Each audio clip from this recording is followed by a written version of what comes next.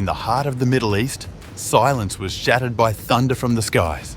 Israel's warplanes roared through Iranian airspace, blinding radars, smashing missile sites, and exposing cracks in Tehran's defenses.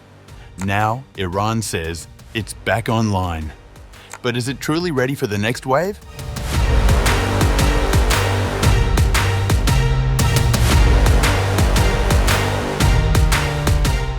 Iran says it has restored its air defense coverage after suffering heavy losses during last month's conflict with Israel.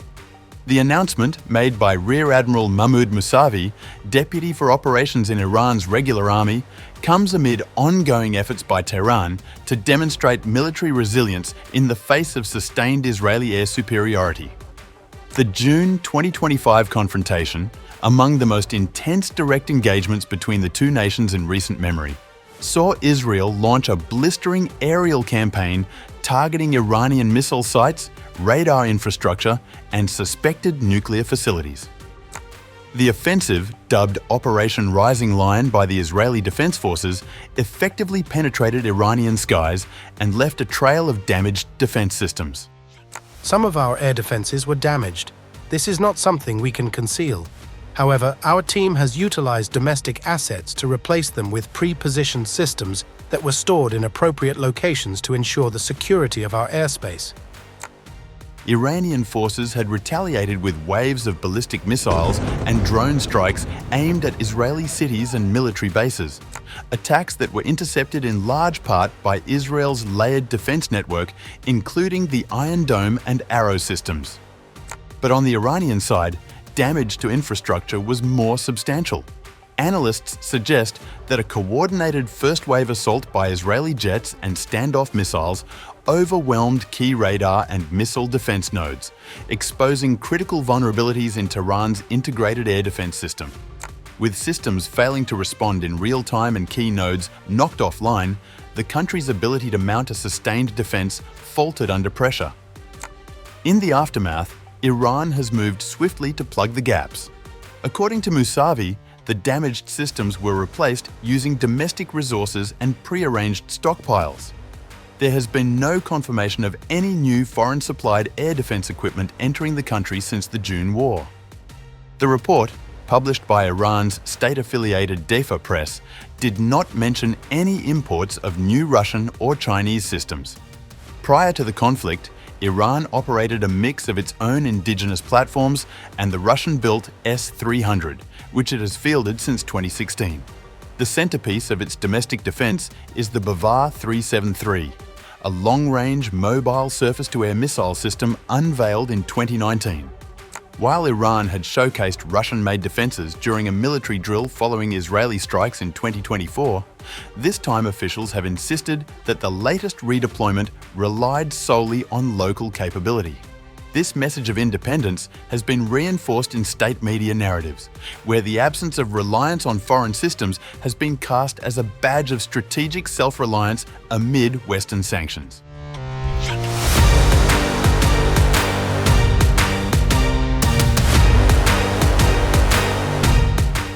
At the heart of Iran's defense renewal is the Bavar-373 system, which Tehran frequently compares to Russia's S-300, and occasionally even the more advanced S-400.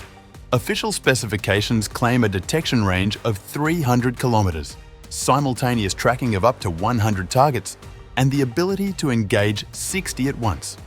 Though these numbers remain difficult to independently verify, the Bavar-373 represents the most ambitious product of Iran's military-industrial efforts. Complementing it is a patchwork of short and medium-range systems, including the RAD, Tor M1, and other domestically modified platforms, tasked with point defense for critical infrastructure. These are often stationed near government buildings, strategic airfields, and key nuclear facilities. Iran also maintains a network of early warning radars, many of which are older and have struggled to keep pace with modern threats, particularly stealth aircraft and low observable drones. The challenge for Iran has never been merely the number of systems it possesses, but how well they function together. This includes coordination across platforms, seamless communication under fire, and resilience against electronic warfare. areas where experts say Iran remains critically underprepared. This vulnerability was on full display during the June confrontation. Israeli warplanes reportedly used jamming systems and decoy drones to blind Iranian radars before targeting missile sites with precision-guided munitions. The result: dozens of batteries rendered inoperative in the opening hours of the campaign. These early strikes reportedly neutralized large chunks of Iran's air defense grid, allowing Israeli jets to strike deeper targets with reduced risk of interception. Despite these setbacks, Iran's military says it has now restored coverage across the country, though how resilient that coverage is remains an open question. Iranian commanders insist that replacement batteries are operational, but regional analysts warn that these systems may lack the integration and coordination required to withstand another full-spectrum air campaign.